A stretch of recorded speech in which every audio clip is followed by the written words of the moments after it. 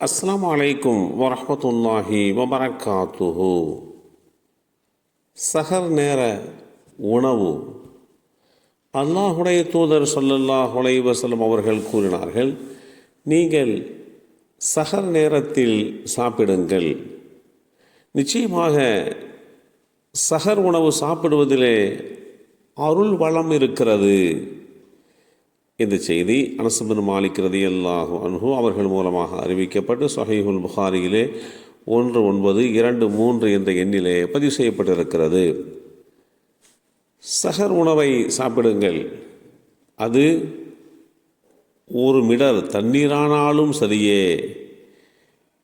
என்ற செய்தியும் அப்துல்லாஹ் பின் உமர் ரலியல்லாஹு அன்ஹுமா அவர்கள் மூலமாக அறிவிக்கப்பட்டு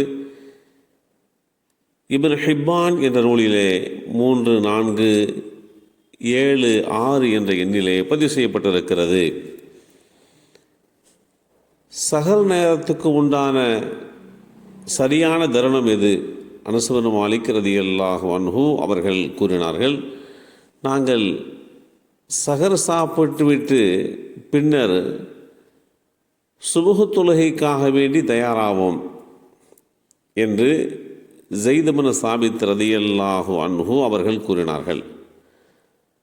நான் அனஸ் பின் மாலிக் ஆகிய நான் சஹர் நேரத்திற்கும் சுபுஹ் தொழுகைக்கும் இடையே எவ்வளவு இடைவெளி இருக்கும் என்று கேட்டேன். அதற்கு ஸைத் பின் சாபித் ரலியல்லாஹு அன்ஹு அவர்கள் குர்ஆனுடைய வசனங்களில் 50 வசனங்கள் ஓதும் நேரம் என்று பதிலளித்தார்கள். இந்த நபிமொழி 2 அறிவிப்பாளர்கள் வழியாக அறிவிக்கப்பட்டு ஸஹீஹ் முஸ்லிமில் 2002 என்ற எண்ணிலே பதிவு செய்யப்பட்டிருக்கிறது.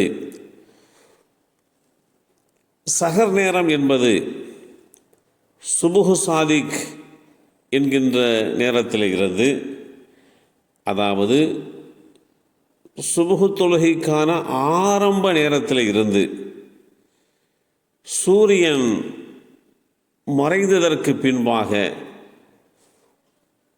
உணவு, பானம், பாலுறவு ஆகியவற்றை அல்லாஹ்வுக்காக வேண்டி கைவிடுவதே நோன்பு எனப்படுகிறது. இவ்வாறு நோன்பை துவங்குவதற்கு முன்பாக உணவு சாப்பிட்டு அசுவாசப்படுத்திக் கொள்வதே சஹர் சாப்பிடுதல் எனப்படுகிறது.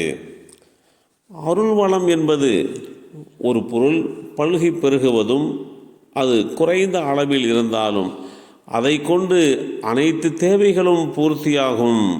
எனவே இந்த அருள் வளம் என்பது மனித திறமை, முயற்சியை சார்ந்தது இல்லை.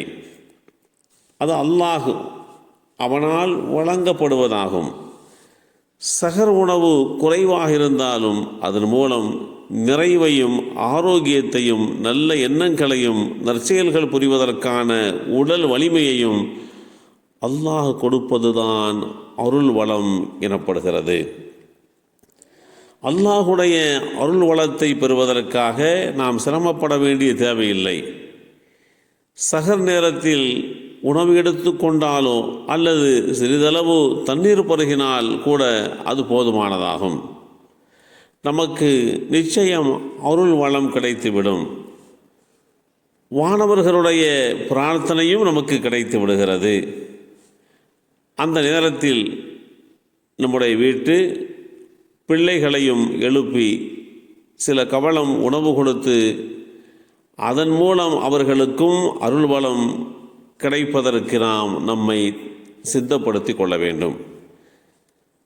சஹர் நேரம் இரவினுடைய பிற்பகுதியிலே இருந்து, அதாவது இரவினுடைய 3வது பகுதியின் தொடக்கமான இரவு சுமார் 2 மணியிலே இருந்து சுபுஹ் சாதிக் என்கின்ற அந்த நேரம் துவங்குவதை உரைக்கும் உண்டான ஒரு காலத்திற்கு சொல்லப்படும்.